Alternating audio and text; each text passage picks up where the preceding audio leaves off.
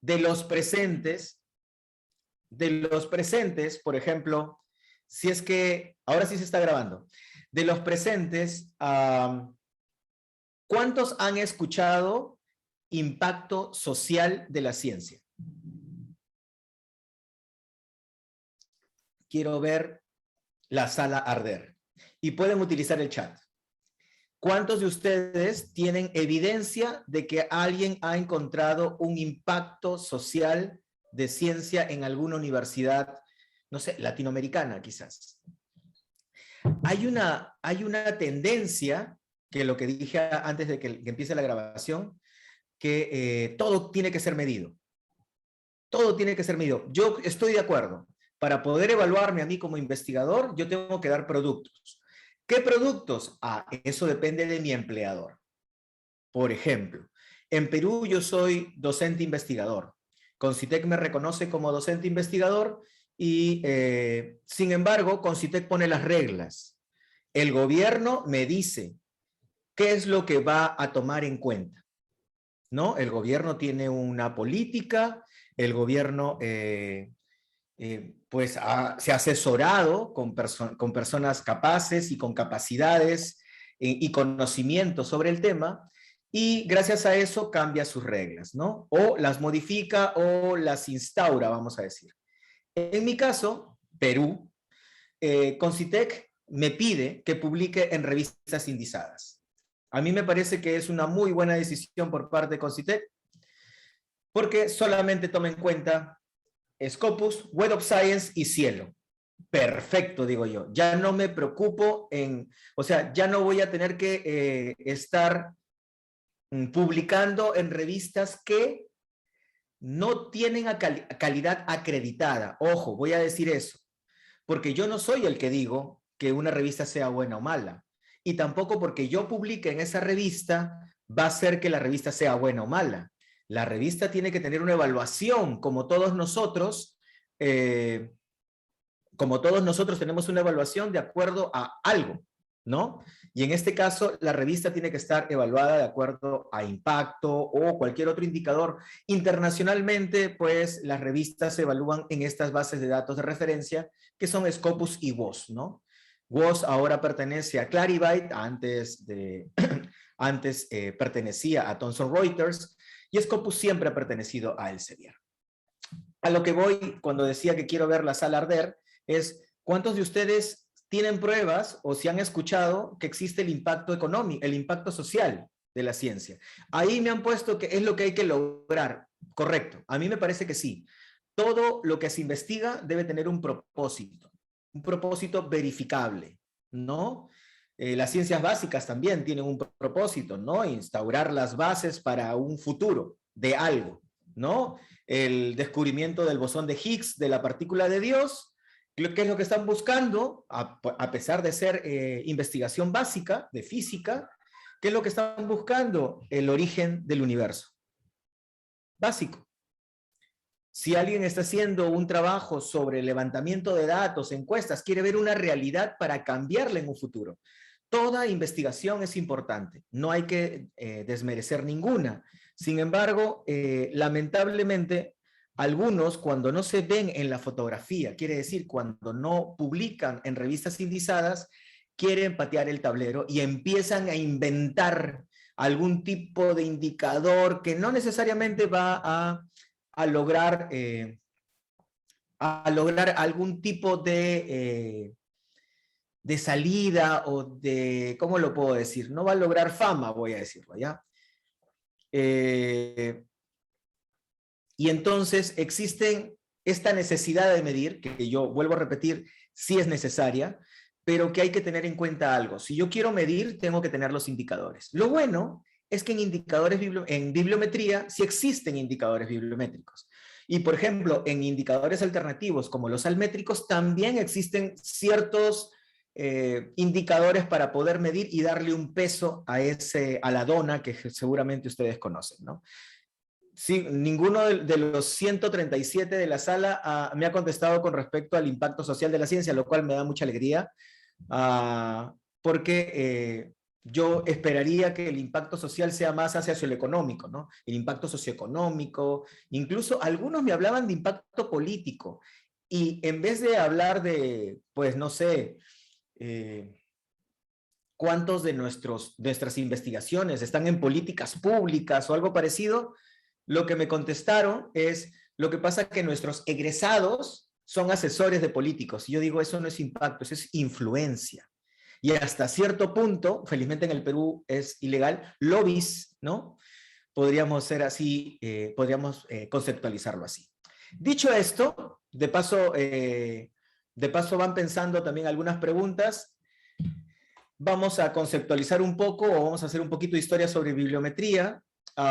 Bueno, la bibliometría no es tan antigua, desde los años 60, 70, estamos aquí nada más, yo nací en el 78. La citación como reconocimiento, la cita es importante. La idea es, si me citan, quiere decir que lo que yo he publicado es importante para alguien, ¿no? Si alguien me cita, quiere decir que lo que yo estoy investigando realmente le sirve a alguien, ¿no?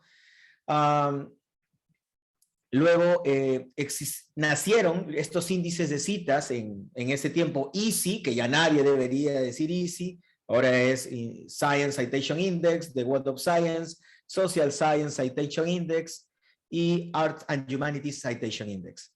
Luego el gran y todo famoso y vilipendiado y nunca bien ponderado factor de impacto, no voy a defenderlo, tiene errores, como lo dice el doctor Isidro Aguillo. Yo también puedo criticar el factor de impacto, sin embargo, no es motivo de la charla, ¿no? Y lo bueno es que la bibliometría sirve como herramienta esencial en las políticas científicas. Latinoamérica en general tiene la bibliometría como uno de esos pilares, ¿no? Y ahí he puesto Reino Unido, porque en Reino Unido se trabaja mucho sobre el tema. También existe una gran crítica a la bibliometría, sobre todo en el área de humanidades, que lo mencioné creo que antes de que empiece la grabación.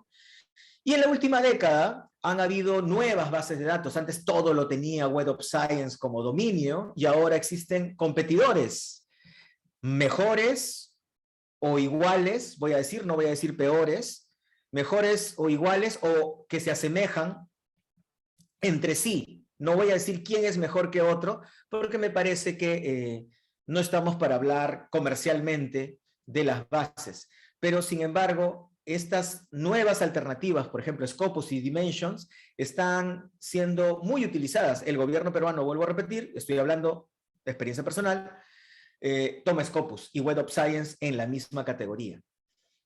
Dimensions es una base de datos nueva que tiene mucho futuro, me parece que está teniendo mucha llegada y está teniendo, está de alguna forma ocupando espacio que estas bases de datos conocidas, reconocidas, voy a decir no conocidas, no están logrando. Dimension abarca muchas más cosas. Ahora, la calidad de ese contenido es lo que hay que evaluar de manera posterior. Bueno, conceptos de bibliometría, hay muchos, y yo me quedo con ese, es el estudio de la medición del progreso científico y tecnológico. Listo. No me complico la vida con crecimiento, tamaño, impacto y todo lo demás. Listo, vamos a ver. Ahora, con respecto a indicadores bibliométricos, digamos que es la forma más común de cuantificar los resultados, ¿no? La bibliometría, los indicadores. Y los indicadores consisten básicamente en la extracción de información estadística de acuerdo a lo que yo quiero. Voy a plantear más adelante cuáles son estas partes para evaluar indicadores, para evaluar producción. No es difícil realmente. Ahora, no sé si en el momento, en el programa, por ejemplo, de la web, no sé si ustedes leyeron, yo soy veterinario, por tanto, siempre hago un parangón entre diagnósticos médicos y lo que es bibliometría, porque pues la experiencia como médico veterinario también me da ese plus de que nosotros siempre hacemos diagnóstico y la bibliometría también sirve para diagnóstico. Por ejemplo, un diagnóstico médico, en este caso un diagnóstico de médico humano, hace un examen superficial a un paciente, le saca muestras, lo manda al laboratorio clínico y a partir de eso tiene un resultado de ese análisis, ¿no? De laboratorio, donde el laboratorio, a través de un especialista, le da un cuadro con una interpretación y que el médico también hace una interpretación. Se hace por un especialista, no simplemente, si ustedes le dan el diagnóstico, voy a poner así, este no es un pasaje, si a alguien que no tiene nada que ver con medicina, le dan un diagnóstico o un cuadro producto de un análisis de laboratorio, esa persona que no tiene nada que ver con medicina no va a saber cómo interpretar esos resultados y puede estar equivocado cuando ve algo que le parece mal, o puede estar acertado también. Es lo mismo que pasa con la bibliometría. En política científica, el gestor de ciencia, el bibliometra, el gestor de ciencia asesorado por un bibliometra o por un gestor de información, hace un análisis cuanti y cualitativo, dependiendo de lo que elija, prefiero el cuantitativo, de un centro, por ejemplo, una universidad. A partir de esa evaluación, lo que hace es extraer datos de producción científica, lo que le llaman en inglés output, que son artículos, revisiones, patentes, libros, lo que ellos deseen. El tipo de documento es algo que la institución va a decidir. Hay algunas instituciones que solamente evalúan artículos, es su decisión, tengo las pruebas de esas instituciones, y no evalúan libros, dicen que libros no, porque tienen esa decisión política, ¿no? Otros dicen, mira, voy a evaluar, aparte de los artículos, voy a evaluar artículos y revisiones, porque me parecen que son el aporte, ¿ok? Simago, por ejemplo, toma como documentos citables artículos, revisiones y congresos. Y ahí quedó. No cartas al editor, no obituarios, no introducciones, no otro tipo de documental menor que no es revisado por pares. Ahora, a partir de ese output, los evaluadores bibliométricos o gestores hacen una evaluación, bueno, son evaluadores, a través de indicadores bibliométricos y dan una interpretación. Ojo, esa interpretación, vuelvo a repetir, tiene que ser o tiene que estar dada por un personal especializado. Lo mismo que el diagnóstico médico, lo mismo es en política científica. Es por eso de la importancia de contar con personal capacitado. Ahora, con respecto a los tipos de indicadores bibliométricos, puedo dividirlo en muchos más. Sin embargo, quiero que quede claro que esta es es la propuesta común, ¿no? De producción, impacto, colaboración y nuevos indicadores. De producción, tenemos análisis macro, que es por países, es un análisis el más complejo, porque agarro toda la producción de un país. Análisis meso, que es análisis de institución, los brackets no me dejan, y análisis de revista. Y el análisis más difícil, para mí, hasta ahorita es el análisis de producción de autores, el análisis micro. ¿Por qué? Porque lamentablemente ninguno de los autores hace una desambiguación de su nombre. En mi caso, sí, en el caso de la Universidad San Ignacio de Loyola, nosotros hacemos la desambiguación y agrupamiento de las variantes de los nombres, tipo Loki, ¿no? Sus variantes empiezan a tener muchas variantes y la producción se disgrega. Esa misma disgregación de variantes de autores también pasa en el análisis meso, donde USIL, por ejemplo, puede tener 5 formas de llamarse USIL, Universidad San Ignacio de Loyola, San Ignacio de Loyola University, University of San Ignacio de Loyola, y todo eso para la base de datos es algo distinto, son entidades distintas. Entonces, lo que hace el bibliometra antes de hacer análisis de producción es la desambiguación. Esa desambiguación es importante porque te permite tener la fotografía real de lo que es la institución, o el autor, o el país. Ojo, cuando hago desambiguación de país, por ejemplo, para Cuba lo hice, para Perú también, me doy cuenta que algunos autores no colocan el país de manera correcta o la revista no lo coloca de manera correcta. Y por tanto, ese error de metadata se traduce cuando la revista está indizada y en Scopus o Web of Science sale como unknown, ¿no? Como desconocido. Y esos puntos no cuentan para el país. Imagínense que uno de esos artículos sea un artículo muy, muy citado. Por tanto, afecta el índice H del país, afecta la cantidad de citas del país y el impacto de la institución, del autor que ha escrito y el impacto del autor propiamente dicho. no gestionar bien para un análisis o no gestionar antes de hacer el análisis es muy peligroso. En manos poco, ¿cómo se dice? Poco duchas, el análisis bibliométrico puede ser peligrosísimo, porque puedes tomar decisiones que pueden afectar incluso a una institución educativa o un país completo, ¿no? Aquí he hecho un análisis comparativo de los países. Evidentemente Chile, bueno, he quitado a Brasil y a México porque se hacía el gráfico muy grande, porque para poder al menos representar los países que quería, he quitado México y Brasil nada más. Tenemos Chile, Argentina y Colombia que se mueven muy parecido, y Perú se mueve muy parecido con Ecuador. Ha tenido políticas de producción, ha tenido incentivos muy parecidos con el proyecto Prometeo. Nosotros estamos en eso. Esperemos mejorar, aunque Ecuador, como ven, está cayendo. ¿Por qué está cayendo? No sabemos. Bueno, es 2021 todavía, no es año terminado, pero ven, el 2020, la mayoría de países tiene crecimiento. Como no es un año que todavía ha culminado, tenemos hasta el próximo año, no es que estén cayendo los países, es que es el análisis parcial hasta el momento, ¿no? Lo acabo de sacar hace 10 minutos, realmente actualizado las diapositivas. En el análisis de producción de países, pasamos al meso de institución, puedo hacer comparativo de universidades. Importantísimo para saber qué universidad, entre comillas, es la mejor en investigación tomando el indicador de producción. Puedo tomar el indicador de producción completa, de documentos citables, de solamente artículos de investigación, entre otros. ¿No? En este caso he tomado la completa. Fíjense la pendiente de San Marcos en el 2020 ha prácticamente duplicado la producción científica que tenía el año pasado. Y más o menos tenía unos 400, a ver, déjenme calcular, sí tenía unos 450 y ahora casi tiene 750 artículos. Eso sirve mucho porque le da algún tipo de garantía también al alumno o a los padres del alumno para decir qué universidad es la que su hijo debe investigar, o le da a los ONCIT herramientas para poder de alguna forma premiar a esa universidad o darle mayor presupuesto, porque tiene una gestión eficiente. Con el mismo presupuesto ha duplicado su producción. ¿Qué quiere decir? Que está invirtiendo mucho en investigación, o su personal está más capacitado de lo que era antes, ¿no?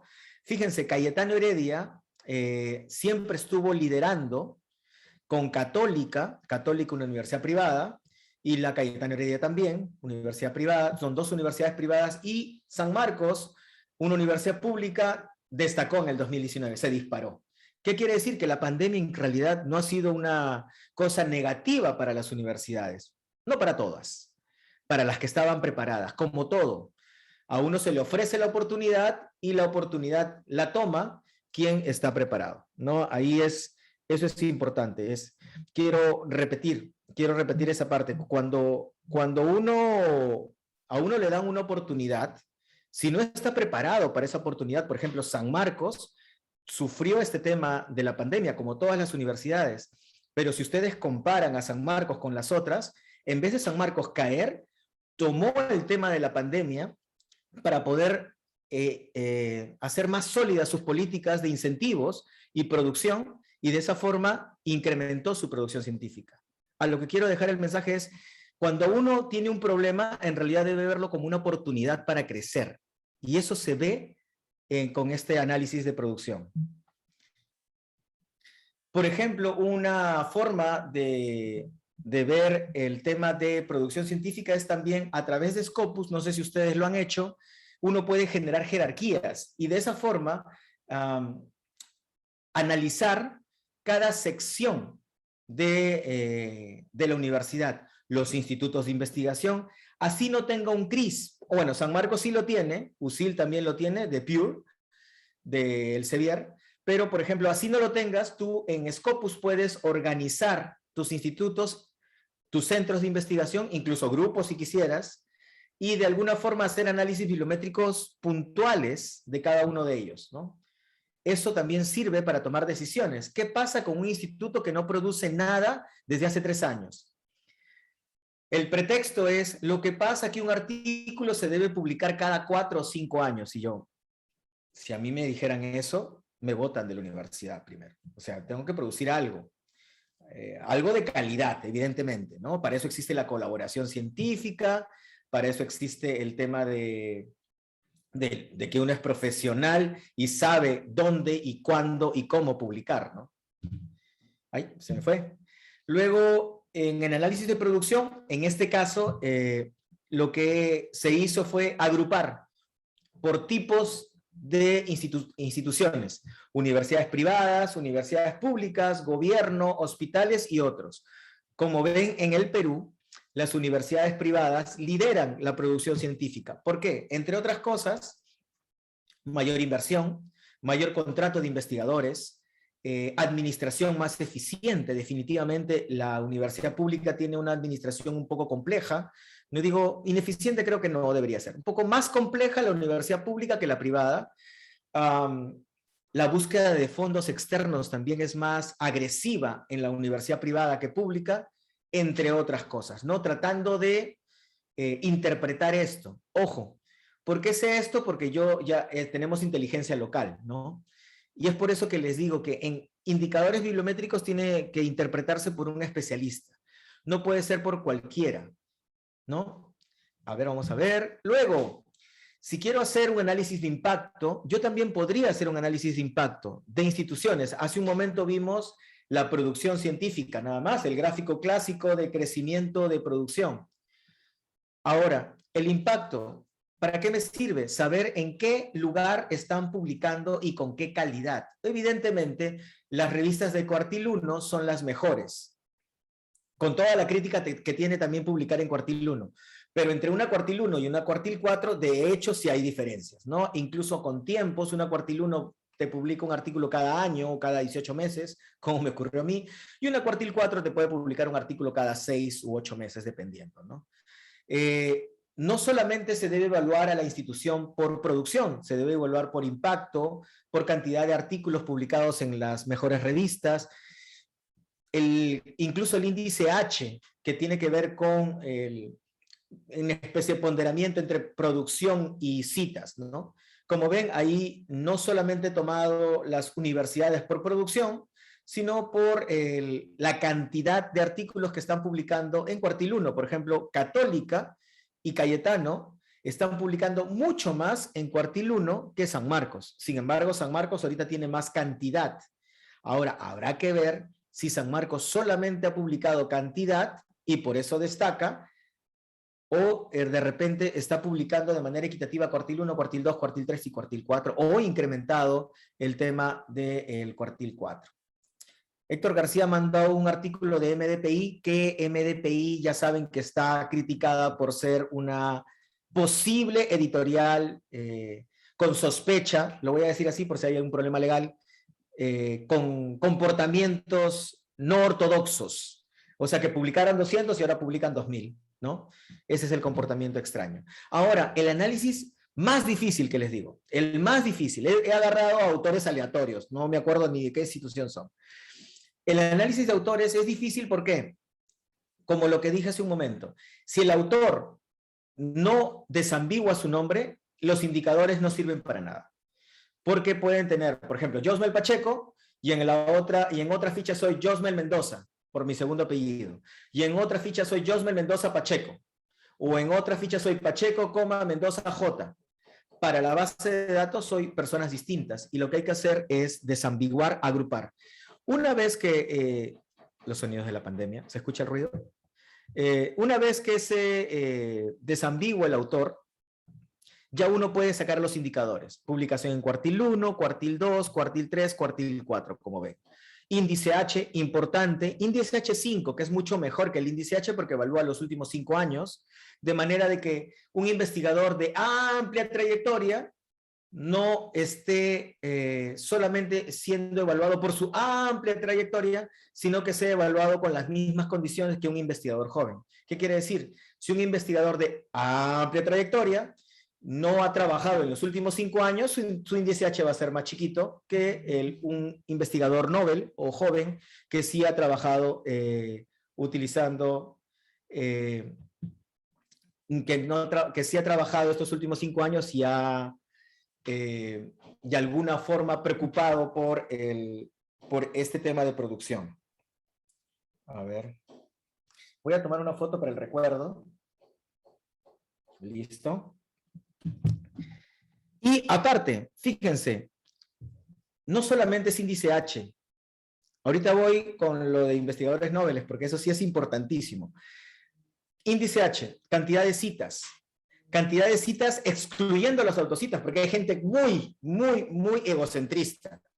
Yo a mis alumnos les digo, de ser posible, evita autocitarte. De ser posible. Sin embargo, si eres la única persona que has hecho una investigación sobre este tema, cítate. Pero no caigas en el ego de que yo soy el único que ha publicado sobre el tema. No, ahí hay un temita ahí. Cantidad de citas excluyendo autocitas, autor corresponsal, importante para saber si el autor es líder en el trabajo. Primer autor, porque en medicina se valora mucho el primer autor. Ahora, preguntan sobre oportunidades de investigadores en el Perú. Muchas.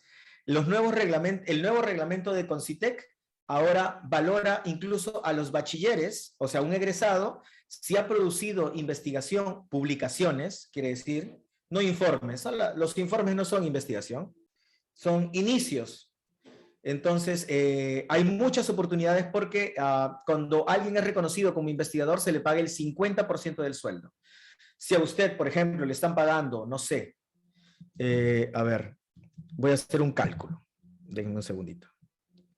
Si a usted, por ejemplo, en la institución en que trabaja como investigador, le están pagando 10,000 soles mensuales, cuando es reconocido como investigador por Concitec, le deben pagar por ley el 50% más. ¿Qué quiere decir? Que va a ganar 15,000 mensual. Más o menos unos $4,000, más o menos por ahí va. Y muy aparte de eso, tiene los accesos que Concitec le ha dado, que Concitec suscribe, ¿no? Muy aparte de eso, tienes acceso a postular a proyectos de investigación y así, ¿no? Tienes muchas oportunidades realmente. Yo creo que el Perú es un muy buen lugar para empezar o para terminar también, ¿no? Cuando ya necesitamos gente que sepa. O sea, y en mi caso yo lo que hago es formar nuevos, ¿no? Hago pasantías y trato de formar nuevas personas que nos ayuden a descubrir o a investigar o a incrementar la investigación en el Perú en todos los aspectos, en realidad. No hay límites. Puede ser en biología, veterinaria, medicina, etc. Mire, muchas gracias, la señorita Rosa Caroca. Acá el análisis de revistas yo lo tomo como meso. En el análisis de revistas no sabías hacerlo como taller o charla, pero es posible adquirir las citas o tomar las citas de una revista que no esté indizada para poder ser evaluada para postularla en un futuro. Ahí dejo las diapositivas, por si acaso. No voy a hablar mucho del tema, pero el truquito es Reference Source Title. Y ahí colocan el nombre de la revista. Entonces, ahí está el ejemplo de la revista y el ejemplo de la revista para que ustedes, cuando yo les mande el PPT a la señorita Jimena, lo puedan tener ustedes y puedan practicar. Yo esta parte no voy a perder mucho tiempo porque a veces hablo demasiado, entonces a mí como que eso se lo dejo, está paso a paso. Es paso a paso está cada cosa, cómo evaluar tu revista para poder sacar las citas en Scopus cuando tu revista no está en Scopus. ¿Sí?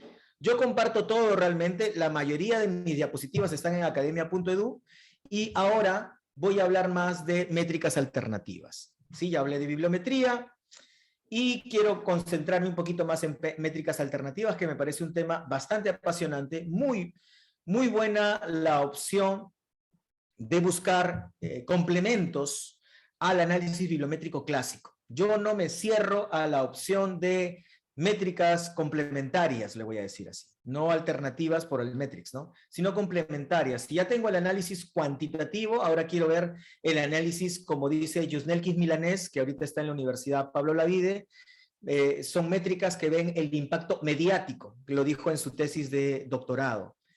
A ver qué dice. Me he quedado sorprendida que no existe una institución a nivel internacional que homogenice, estandarice las citas. No. Simago sí lo hace para sus análisis, pero cada institución debe ser responsable por la desambiguación de su nombre, por si acaso. Sí. Yo voy a compartir la presentación, no se preocupen. Disculpen la simplicidad de la presentación, pero más me gusta que me escuchen que se concentren en el PPT, ¿no? Yo por eso hago solo pantallazos, fotos, ¿no? Es mejor así. Sobre todo en esta realidad donde los alumnos solo prenden la cámara y se van, ¿no? A ver. Dice que el artículo enviado de ejemplo está en la revista Sustainability. ¿Está criticada esa revista? No voy a seguir leyendo porque está criticada esa revista. Métricas alternativas. Tenemos ahora bastantes alternativas. Plunk, que ahora pertenece al Sevier, antes pertenecía a EBSCO. Impact Story, que no sé de qué empresa es. Y Almetrics, que pertenece a... no me acuerdo ahorita. Pero bueno. ¿Qué es lo que pasa? Tenemos un problema que vivimos demasiado acelerado. No sé si se han dado cuenta, yo vivo acelerado ya de por sí. Yo ya vivo acelerado. Mi forma de vivir es así. Entonces, y encima tomo café, se imaginarán que poquito más y salgo corriendo, ¿no? Pero también en la ciencia existe esto de la inmediatez de la comunicación o lo que quieren que la gente se hagan las cosas muy, muy rápido. Entonces, ahí hay que tener mucho cuidado porque a raíz de eso es que se salen esas métricas alternativas, yo le voy a decir complementarias, ¿no? Alguien publica y quiere y lo pone en Twitter y se da cuenta cómo va creciendo la cantidad de tweets cuando a la gente le interesa. Ojo, por eso yo digo que es una métrica mediática, como dice Yusnelkis Milanés, ¿no? Luego están Twitter, blogs, repositorios. Importantísimo que publiquemos en los repositorios. En revista, la inmediatez en revistas ya no es tan inmediata, ¿no? Uno ve el impacto después de 2 años. Ojo, también. Lamentablemente, esto es lo que nos ha provocado o esto es lo que ha provocado que salgan estas nuevas herramientas, ¿no? Ahí está la dona de Almetrics, la dona antigua. La dona antigua de Almetrics. Me dicen, ¿cómo se puede publicar en repositorios? Si uno pertenece a una institución educativa, puede publicar en el repositorio institucional. El detalle es que el repositorio acepta todo. O sea, no es un lugar para publicar algo revisado por pares necesariamente. Estoy utilizando las palabras correctas, ojo. Uno puede publicar lo que quiera, desde fotos, working papers o documentos de trabajo, puede publicar monografías, comentarios, resúmenes de congreso, etc.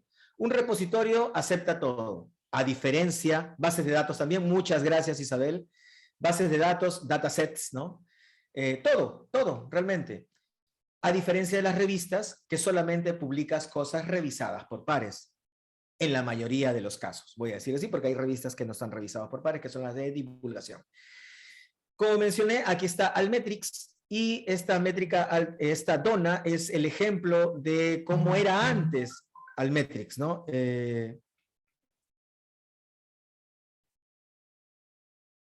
A ver un ratito, ya está. Y que ahora ha cambiado. La maca es una raíz energética en realidad, nada más. Me haría engordar. Dependiendo, si uno es, por ejemplo, en el caso del repositorio de la USIL, se acepta todos los tipos documentales después de ser evaluado por un especialista, que es un gestor de información o un bibliotecario, ¿no?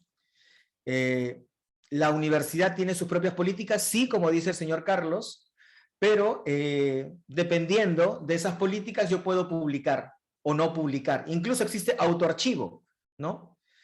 Hay algunos repositorios que aceptan preprint, otros no, dicen que no quieren, ¿no? Pero eso depende del contexto también. A ver, ahora la almetría ha cambiado un poquito, ya saben que Mendeley ya no es lo que era antes, Google Plus murió, ya no existe Site2Like, entre otras cosas, ¿no? Ha ido evolucionando, voy a poner algunos ejemplos. Un nuevo contexto, una nueva realidad. Realmente este contexto de las métricas alternativas es importante. Yo puedo publicar en redes sociales académicas como academia.edu y ResearchGate. Puedo publicar en repositorios de acceso abierto, que son los institucionales u otros comerciales, gestores de referencia en línea, Mendeley, el compartir datos, data sharing, índices de citas en abierto. Bueno, la empresa esta que...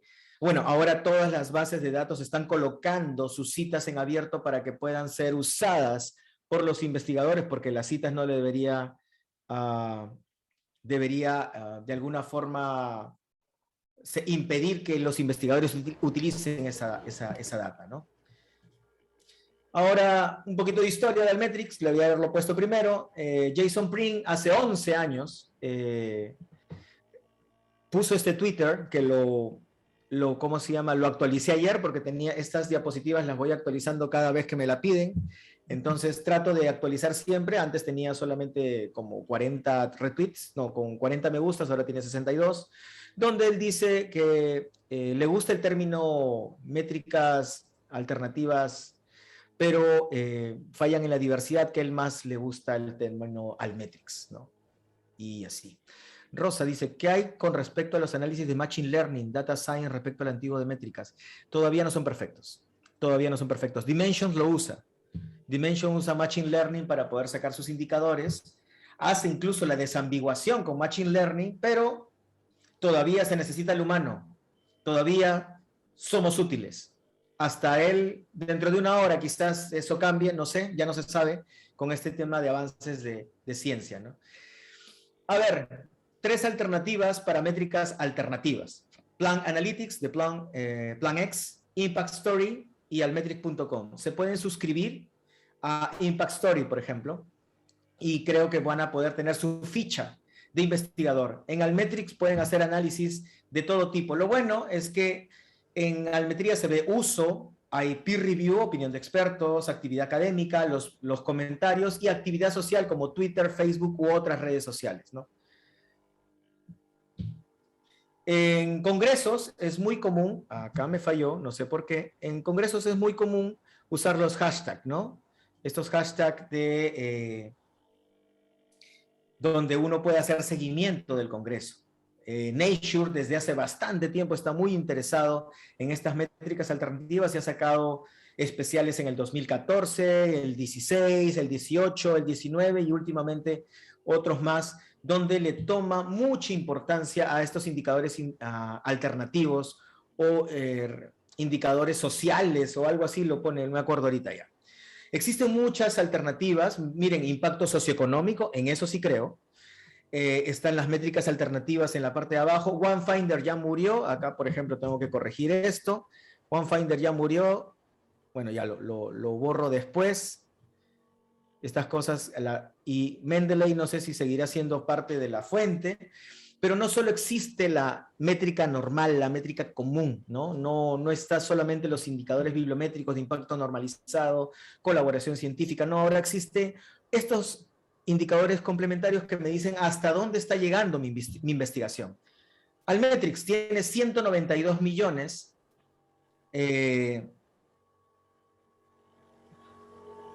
ahorita respondo lo de Meilin, tiene 192 menciones de Twitter y otras redes sociales. Voy a poner algunos ejemplos acá de un artículo, por ejemplo, tiene noticias, mide blogs, Twitter, Wikipedia. Sin embargo, actualmente lo que hace es medir esto. Fíjense, acá he puesto, a ver, voy a poner un ejemplo puntual. Este es el análisis de la altmetría de toda una universidad de San Marcos, en Perú. National University of San Marcos. Lamentablemente está en inglés ahí, debería ser Universidad Nacional Mayor de San Marcos. tiene 17.000 menciones y en políticas públicas sus investigaciones tienen 184 menciones. A mí me parece que ese indicador es importantísimo porque ¿qué quiere decir? Aparte de las patentes, ¿no? ¿Qué quiere decir? Que la investigación que está haciendo la universidad está siendo tomada por el gobierno o por otros gobiernos para sus políticas públicas. Yo que trabajo en el Ministerio de Educación, me doy cuenta que es importantísimo el tema de tener evidencia para políticas públicas, para poder decir esto es bueno, esto es malo, ¿no? O esto se debe hacer, o sugerimos este camino y este camino no. Pero siempre con evidencia, no opinología como hacen muchos, ¿no? El experto tal ha dicho, a ver, muéstrame tus referencias, donde se demuestra lo siguiente. Por ejemplo, ahí está el análisis de San Marcos, solamente con Almetría. Un análisis de revista también, la revista peruana de Medicina Experimental y Salud Pública, se puede hacer un análisis rápido. Lamentablemente no hay mucha cultura en el Perú de análisis, de publicación en redes sociales, como en España. En España todo se publica en Twitter. Fíjense, 156 menciones, 32 en Facebook y en Google Plus dice ahí, pero ya murió ahorita, está ahí como referente nada más. Acá la almetría de un artículo que publicamos hace un tiempito, el año 2019, tiene 220 de la dona de Almetrix, tiene 4 menciones en blog, 295 retweets, y también tiene bastantes citas, no me acuerdo ahorita cuántas citas tenía, tiene 7 en Dimensions, pero tiene unas cuantas más en Scopus, que no sé por qué no las cuenta aquí. Y así también la dona puede ir cambiando de color de acuerdo a los lugares donde el artículo ha sido tomado en cuenta. En este caso, este artículo fue tomado como fuente para una política pública, ¿no? Ahí está el moradito.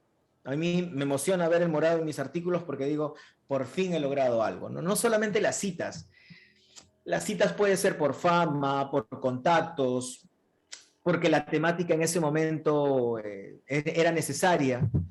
Sin embargo, a mí me parece que el influenciar en una política pública es el nivel que nosotros deberíamos lograr con respecto a nuestra investigación. Ojo, cuando se ha investigado en COVID, también Dimensions, que mencioné hace un momento, porque quería mencionarlo, también te mide el indicador almétrico. Si lo pueden usar, Dimension es una base de datos gratuita, bueno, también hay de versión de pago, pero en la versión gratuita ustedes pueden de todas maneras medir el impacto almétrico o el impacto, sí, almétrico de los artículos y pueden descargar toda esa data para los análisis respectivos. Ojo, Dimension es una base de datos nueva.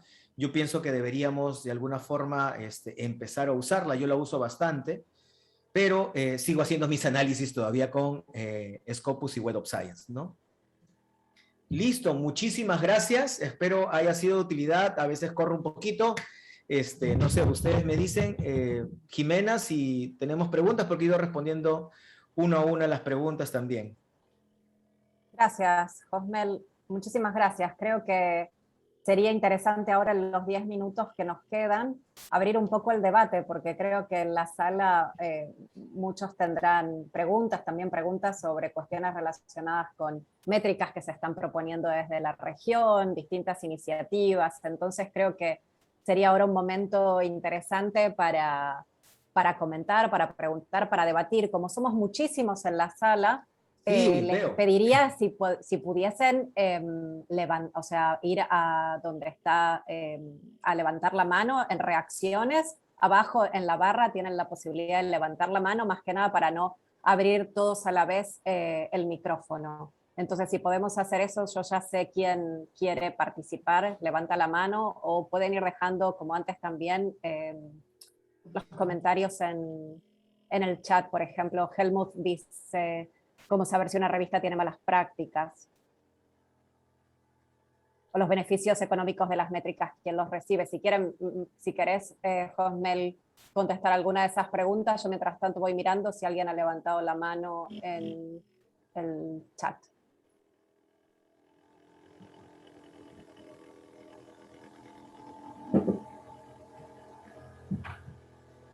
No sean tímidos. Algunos han escrito, pero también pueden utilizar el micrófono. Yo siempre animo a mis alumnos a que intervengan, porque en esta nueva realidad vamos a tener que estar así durante un buen rato. Cosmel, mientras hacemos que el auditorio se anime un poquito, como nos quedan un poquito menos de 10 minutos. Esto ya es una, digamos, es una pregunta así personal desde mi lugar como investigadora, ¿no? Yo no trabajo ni en bibliometría ni absolutamente nada, así que estoy hablando desde un lugar de, si se quiere, activista acerca de la ciencia abierta, el acceso abierto, etcétera. ¿Qué pasa? O sea, aquí estamos hablando y la idea era traer a este taller la perspectiva de la bibliometría, ¿no? O sea, traer cuestiones como vos presentaste, que esa era la idea, ¿no? Desde un lugar donde, bueno, cómo medimos la ciencia, cómo se está midiendo, cómo se viene midiendo la ciencia, otras propuestas, etcétera. Pero ¿qué propuesta o cómo pensás vos con respecto al contexto de este simposio, donde la idea es lo abierto y lo inclusivo? ¿Cómo pensar en nuestro contexto donde tenemos todo un sistema científico donde las revistas, digamos, muchas están en una situación poco equitativa, volviendo al título de nuestro congreso, ¿no? Revistas de humanidades que evidentemente todavía ni siquiera están pensando en entrar en Scopus, etcétera. Otras propuestas en la región, ¿no? Como ya conocemos las propuestas, por ejemplo, de Redalica, Mélica, Cielo, etcétera. O sea, ¿cómo pensamos desde la bibliometría, presentar un contexto, si se quiere, más donde nuestro sistema científico en condiciones más equitativas pudiese entrar? Bueno, pregunta compleja. Sí, y tengo que calentar un poco aquí la sesión, que todavía nadie había levantado la mano. Yo decía, quiero ver el auditorio arder con lo del impacto social, pero me has lanzado la pregunta más difícil. Bueno, Jimena, mira, apelando un poco a que todos somos iguales y que todos tenemos las capacidades y habilidades distintas, sí, pero todos tenemos capacidades. Cuando una revista de humanidades me dice de que no la aceptan en Scopus porque es elitista esa base de datos, yo digo, qué raro. Es muy raro porque hay revistas de humanidades y de ciencias sociales. Yo te digo desde la perspectiva que a mí me han dicho editores. Cuando yo entré a trabajar a la Universidad Católica, allá por el 2012, una de las primeras misiones que tuve fue, hay que indizar revistas de la universidad. Evalué las revistas y se indizaron en un año Lexis y Arete, lingüística y filosofía, porque sabía que esas áreas eran escasas en la base de datos. A mí me parece que es una cuestión de estrategia y de eliminar el ego del editor. Los editores y los investigadores somos muy egocentristas. Digo somos, estoy incluyéndome. Somos muy egocentristas y por tanto a veces creemos ser el centro del universo. Lamentablemente algunos editores no se dan cuenta que hay un camino, uno puede caminar por ahí. Si tú te quieres desviar del camino y quieres ser tomado igual que este otro, va a ser muy difícil. Ahora, no quiere decir de que sigas como oveja todo lo que hacen todos. Sin embargo, esa es la forma que se está evaluando la ciencia para acreditar calidad. ¿Qué pasa con el DOAG, por ejemplo, Cosmel? Perdón. ¿Y qué pasaría en el medio, por ejemplo, con el DOAG? Que no lo mencionaste. Me parece un buen proyecto, me parece muy bueno. El directorio de revistas de acceso abierto. Sin embargo... Yo me pregunto sobre los parámetros. Yo soy editora, ¿no?, de revistas y paso por estos, de ahí mi pregunta, ¿no? Bueno, a ver, yo estoy acostumbrada a enfrentarme al DOAJ, a Scopus, etcétera. Veo distintas formas de abrir la puerta a cada uno, distintos problemas. Mi pregunta es eso, ¿cómo hacemos para pensar más allá de, bueno, ya estamos aquí, ¿qué?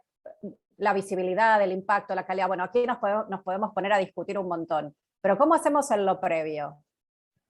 O sea, hay que llegar no todas las revistas están en condiciones iguales. Yo soy editora y soy evaluadora aquí, puedo asegurarte que hay editores donde las revistas tienen financiación, donde hay un equipo consolidado, donde hay un trabajo donde se puede hacer proyección a futuro. Hay revistas muy pequeñas, con muy poca financiación y apoyo de parte de las instituciones. Entonces, ¿qué hacemos en esa previa para después pensar el resto desde lo bibliométrico? ¿Se entiende mi pregunta? Sí, ahora sí, muy bien.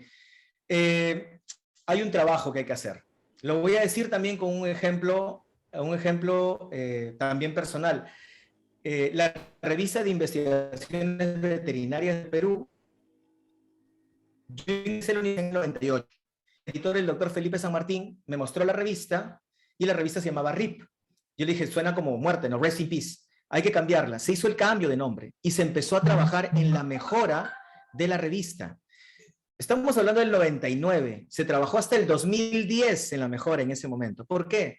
Porque hay revistas muy endogámicas. Uno, hay revistas con comité editorial no preparado, ¿no? Se aprende a través de la experiencia.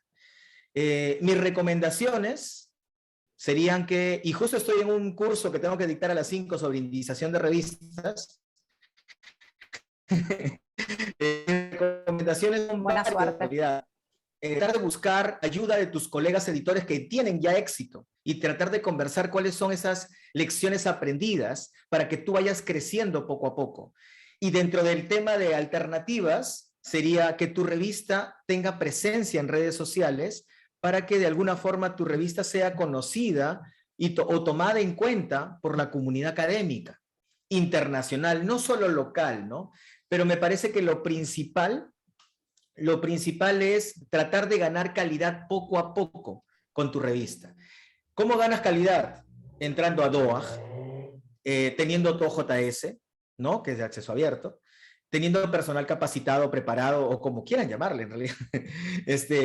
Luego de eso, tener un comunicador dentro de tu revista, tan importante, personal especializado, un comunicador que te diga, oye, se necesita que mi revista tenga mayor visibilidad internacional, no importa, en redes sociales, que es gratuito, ¿no?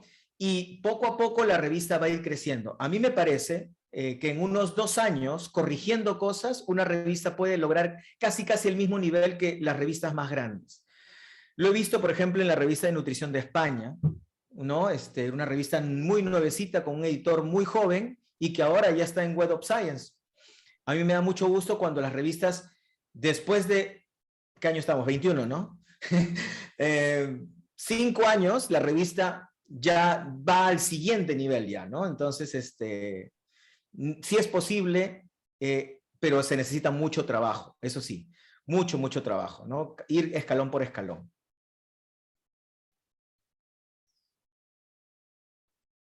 ¿Tenemos alguna pregunta? Rosa Caroca, creo. Para Rosa, vale. Sí, Rosa. Hola. ¿Qué tal? Hola, Josmel. Entretenida tu charla, muy nutritiva. Vuelvo a replantearlo porque como analista en computación científica, todo lo que hoy se investiga se hace con grandes volúmenes de datos para justamente tener una respuesta mucho más consistente, mucho más robusta.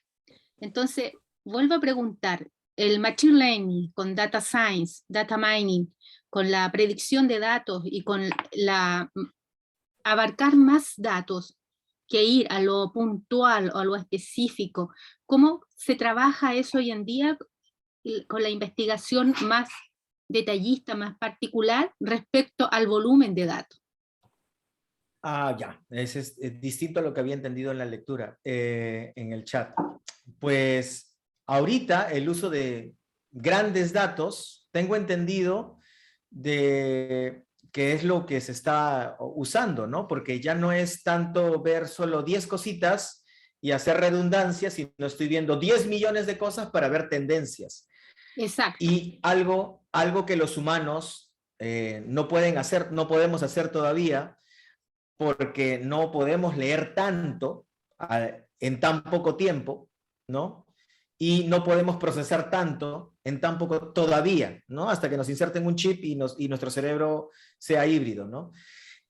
Tengo entendido, no recuerdo que era una publicación de Nature, creo que del 2018-19, que ya no se está utilizando grandes datos, sino datos medianos, le llaman, middle data, creo que era, donde se hacían pequeños grupos para poder ver si esta gran cantidad de datos iban por el mismo camino. Voy a buscar el artículo para pasárselo en todo caso, pero sí, ayuda bastante el Machine Learning. Pero hay que tener una combinación entre gran cantidad de datos y el humano también. que, vuelvo a repetir, que ayude a interpretar eso, ¿no? Porque la inteligencia artificial te va a dar una tendencia, pero uno generalmente va a saber el porqué de las cosas, ¿no? Perfecto, muchas gracias. ¿Alguna pregunta más? Mi pregunta sería un poco Yo lo que dije tengo en el una. link. Perdón, sí, bueno, alguien había levantado la mano, disculpa. Héctor García. Adelante. Sí, Ronald Salas de la Universidad Nacional de Costa Rica. ¿Me Un escucha? gusto. Sí. Sí, pura vida. Sí, pues eso, pura vida. Mira, mi apreciación está bien, el desarrollo científico, tecnológico y las herramientas para poder tener accesibilidad de esa información,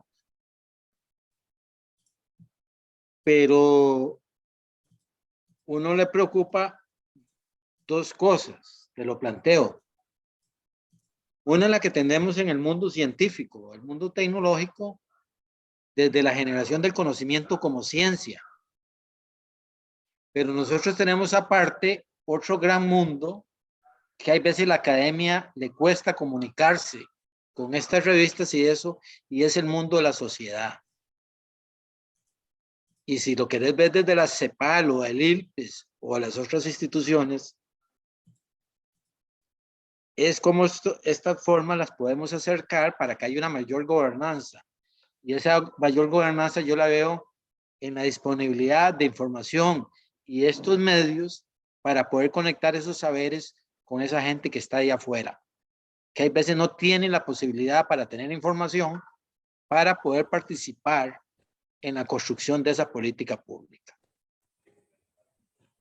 Y son las grandes diferencias que hay de información y de educación y de comunicación. Entonces, ¿cómo desde esta forma podríamos contribuir a eso? Porque sí está bien revistas endesadas y de todo. Nosotros lo utilizamos mucho en las universidades para inclusive ascender en carrera académica, donde están las mejores. Y que los publiquen el artículo de la mejor calidad o que esté mejor evaluado o que tengan esto. Pero esa es mi, ¿cómo se llama? Mi duda. ¿Cómo hacemos para acercarlos desde la parte de la investigación? Porque la investigación tiene también sus necesidades y tiene sus problemas éticos. En este sentido. Compleja también la pregunta. Ajá. No es difícil de responder, sin embargo, Europa ya ha hecho un trabajo previo, ¿no? Todo aquello que es financiado con financiamiento público debe estar en acceso abierto. Me parece que todos debemos promover el acceso abierto. Ahora, existen bemoles en el acceso abierto, ¿no? Publicar en revistas de cielo, ¿no? Okay. Uno podría publicar en revistas de cielo y me van a decir, pero si yo publico en revistas de cielo no voy a estar en Scopus. Incorrecto. El 50% de revistas de cielo, datos que me dieron la semana pasada del Sevier, está en Scopus, ¿no? Me parece que la respuesta más corta es promover el acceso abierto, promover la publicación del acceso abierto y publicar en revistas de este directorio de revistas latinoamericanas Cielo, que siempre van a estar en acceso abierto, ¿no? Ahora, si usted me va a decir que no todas las formas de acceso abierto son asequibles, eso depende también del presupuesto que tengan las universidades, ¿no? O los proyectos. En el caso de la Universidad San Ignacio de Loyola, sí nos dan presupuesto, por ejemplo, para pagar APCs, ¿no? Una cantidad limitada, no es mucho, pero nos permiten escoger, a ver, esta revista, este artículo yo quiero que esté en acceso abierto y voy a pagar. Los otros artículos, lo que voy a, hay un ruidito ahí de fondo, por favor. Ya, muchas gracias, Jimena. Uno puede escoger qué artículo quiere que esté en acceso abierto y lo publica en acceso abierto para que esté disponible para cualquiera que quiera utilizarlo. Y de esa forma me parece que podemos colaborar en esta llegada a los diferentes actores de políticas. Marta Belalcázar, ¿está ahí? No sé. ¿Estamos con tiempo o ya? Sí, Josmel, esta sería la última pregunta y ya con esta pregunta cerramos y luego seguimos ¿Quién es? No sé, tú en escoge. otro momento. Hay Bueno, dos creo que personas. a Vania, que la dejé de ver en un momento, tenía la mano levantada desde antes. Lo que pasa es que yo luego, ver. no sé por qué no la vi, pero antes había visto a Vania y luego estaría Marta. Así que si quieren en ese orden, Vania y Marta participar y ya luego cerramos la sesión. Ujú.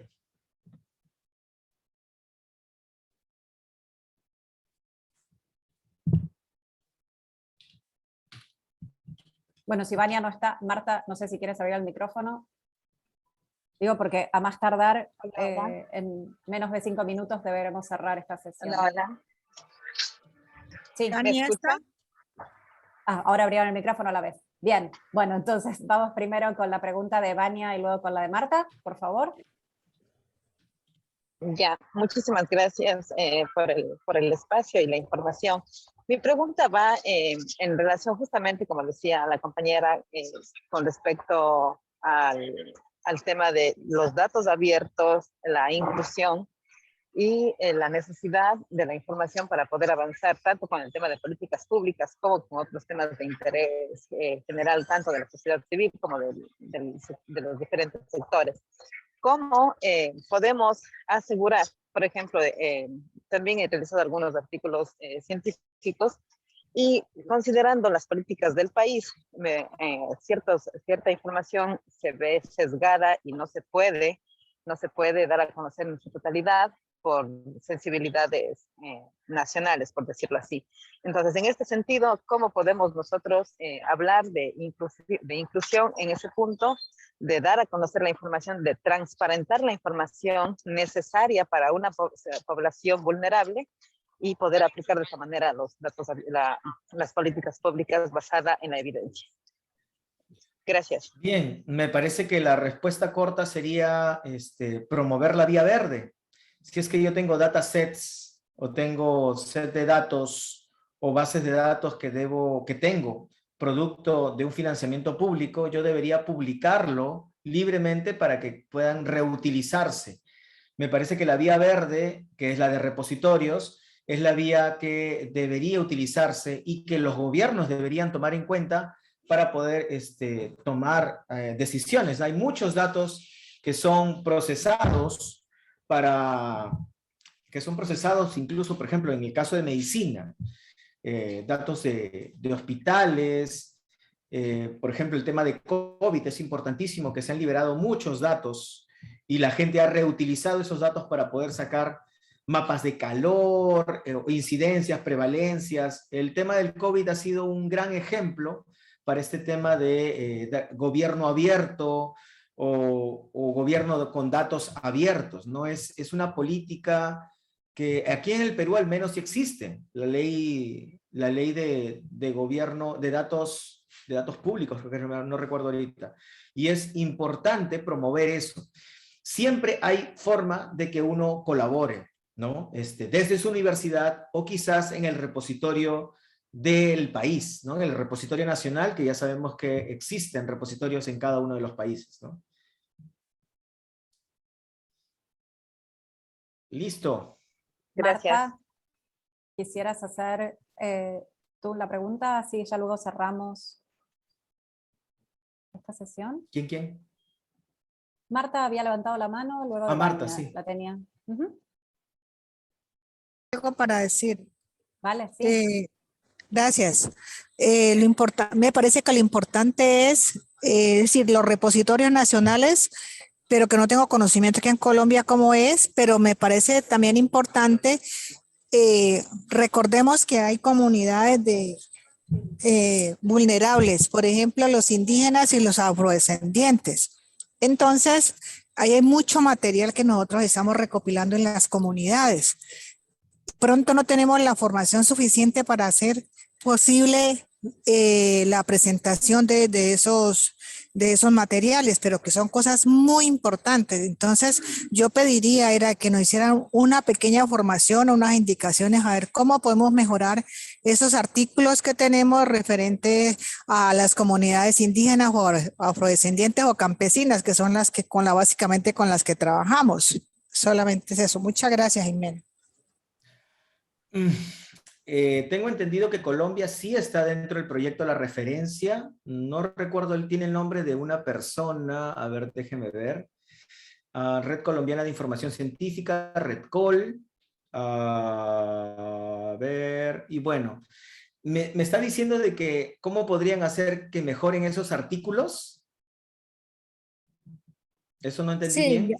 sí, a eso me refiero, sí, porque tenemos mucho material, hemos hecho sistematizaciones, pero tenemos ese material ahí allí listo, pero no lo hemos publicado porque en las universidades le colocan muchos problemas, entonces, y como no hay grupos de investigación, así que digamos, vamos a ayudarles a publicar, entonces eso se va quedando allí, es una información muy importante. Ok, lo primero que hay que hacer es rodearse de personal capacitado, ¿no? Ahí hay que buscar colaboración siempre de personal capacitado. Tanto en escritura, redacción como estadística también. De repente, esos informes, y hay que colocarlo de esa forma, los informes no son investigación, no son investigación. Los informes son informes. Han pasado por mi experiencia, por mi forma de redactar, pero más allá de eso siguen siendo informes. Lo que hay que transformar es eso en ciencia, a través de quizás una prueba estadística, si es que hay datos procesados, o de repente a través de instrumentos habría que modificar a ver si es que se levanta nueva información complementaria para darle solidez al artículo. Ahora, ¿qué es lo que pueden hacer? Buscar publicaciones semejantes en revistas de alta calidad, ¿no? Yo, por ejemplo, digo Scopus o Web of Science. Busquen la temática en Scopus o Web of Science a ver qué es lo que se está publicando, quién lo está publicando, cómo lo está publicando, con quién. Y de esa forma yo pienso que con ejemplos que descarguen, ustedes van a poder lograr el objetivo a mediano plazo. No digo a corto plazo porque escribir no es fácil, publicar menos, ¿no? Publicar ya con experiencia 6, 8 meses. Quizás aprendiendo en un año, yo creo que podría publicarse algo e iniciando, ¿no? Y luego van a ver que va a ser mucho más fácil para ustedes. Muchas gracias, Josmel. Estamos Muchas ya gracias. sobre la hora. Gracias. Muchas gracias, Marta. Disculpas a quienes han levantado la mano, pero ya nos estamos quedando sin tiempo. Tenemos que cerrar esta sesión a 1:15 y ya estamos en tiempo cumplido. Les agradezco muchísimo a todos y todas quienes estuvieron presentes en esta sesión. Creo que hay mucho para seguir debatiendo. Yo tenía un montón de preguntas aquí anotadas sobre FOLEX y un montón de cosas sobre evaluación, pero podemos seguir en otro momento.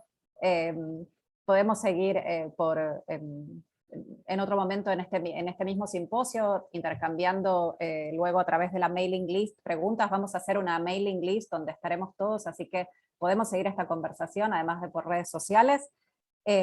Josmel, no sé si querés añadir algo más. Además de que tu presentación la compartiremos y la grabación. Sí, de todas maneras. Yo se la mando ahora. Quería aclarar nada más que el tema de informes no son investigación porque no están revisadas por pares. Son el inicio de una investigación, son datos. Mientras el informe no sea revisado por pares o no haya pasado por la academia, yo no lo puedo llamar investigación propiamente dicha. Solamente eso, porque vi el comentario en el chat para que no se malinterprete mi comentario, ¿no? Listo, muchísimas gracias a ustedes, la verdad, Jimena, muchas gracias por la invitación y quedo abierto a cualquier otra invitación que necesiten. Siempre estoy abierto a conversar y dialogar, porque en la academia se discute y se dialoga, ¿no? Sí, y esa era la idea de este workshop, así que mil gracias, Josmel, fantástico, muchísimas gracias y gracias por ser además tan didáctico, como siempre, y tan claro. Es un placer escucharte con tanta claridad. Y así enchufadísimo, a 4:40, ya no a 2:20. Todas y todos, muchísimas gracias, como les decía, seguimos. Y mañana no se pierdan el simposio que tenemos un elenco espectacular para ustedes durante todo el día. Aquí les acabo de dejar en el chat la programación para el día de mañana. Tenemos una mesa redonda sobre acceso abierto, donde habrá gente de Redalí, Camélica. Perdón, voy a desactivar aquí el audio. Tenemos una mesa redonda, como les decía, de profesionales de Europa, de América Latina, hablando sobre ciencia abierta. Luego tendremos una conversación entre referentes de la referencia América Latina y el proyecto Erudit, canadiense para buscar similitudes, caminos relacionados con el acceso abierto a nivel global, y luego cerraremos el día de mañana con la sesión, la plenaria de Leslie Chan, un excelente investigador, un visionario de todas las cuestiones relacionadas con la ciencia abierta.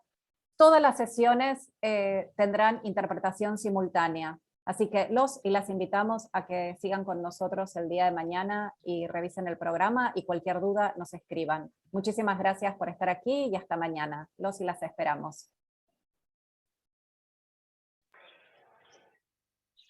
Adiós.